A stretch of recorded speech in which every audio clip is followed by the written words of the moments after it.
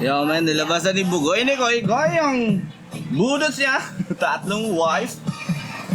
Sa Davao pa sinut. Ang taba talaga ng utang ni Bugoy eh, no?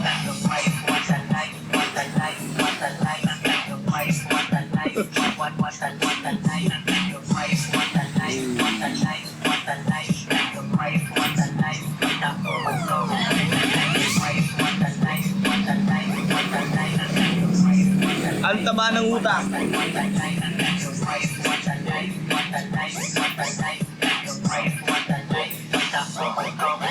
Rinig mo aking pangalan sa sosyalan o sa slums. Lampak sa gera ng iba, focus sa aking funds. Nila ako sa streets, pero hate nila sa fake. Doon talaga lamang si Kuya Kuya, mapa-street, mapa-sosyalan. Kaya yung sumabay, man. Ano niya? Tapos isa talaga sa magaling mag-market si Bugoy. Kasi naisip niya to. Naisip niya to na gawa ng music video. I mean, gawa ng kanta itong budots. Sino bang makakaisip niyan? Diba? Yung mataba, yung may mataba lang na pag-iisip talaga yung makakaisip ng ganyan. Ang galing. Ang galing. Matalim.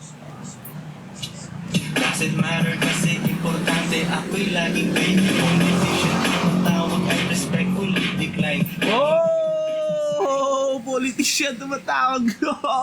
Siguro may nag-hire sa kanya na magkampanya.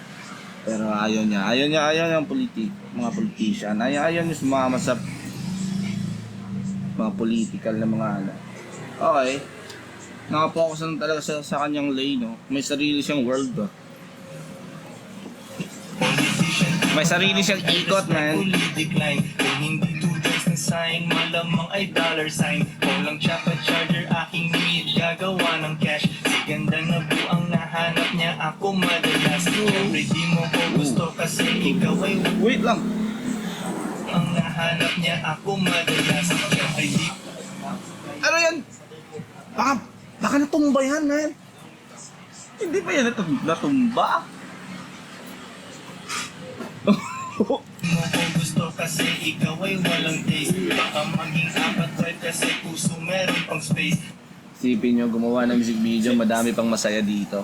Dumayo pa sa Davao, Bisaya represent talaga. Kasi si Bugoy, Bisaya siya eh. So hindi niya kinalimutan yung roots niya. Yung ugat niya, hindi niya kinalimutan. Nire-represent niya ba? Tapos eto din yung kinagandaan, Bisaya siya, pero hindi siya naging parang naging cloud chaser lang ba, kumbaga ganun.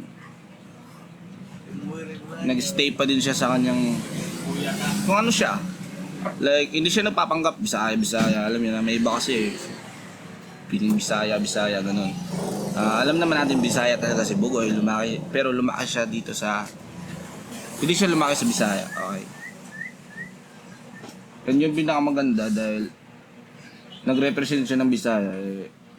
Hindi sarili niya mismo, kundi yung music video niya, yung mga tao na nakasama niya. Okay. Tapos yung kanta, Budots, sobrang classic. Iconic yan, di na yan nabubura. Trademark na yan. Ikaw Trademark ng Bisaya. ang nahanap niya, ako madalas. Gusto kasi sa puso meron pang space. Nanatili akong tunay sa'yo even when I lie.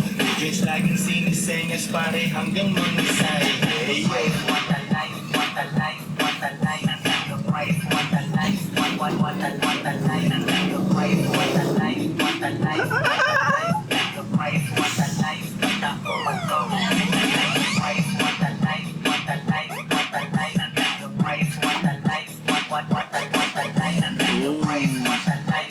Parang first time ata si Bugoy no? Nag-shoot na nasa sidecar. Oh? Ang taba talaga ng utang ng Bugoy, man.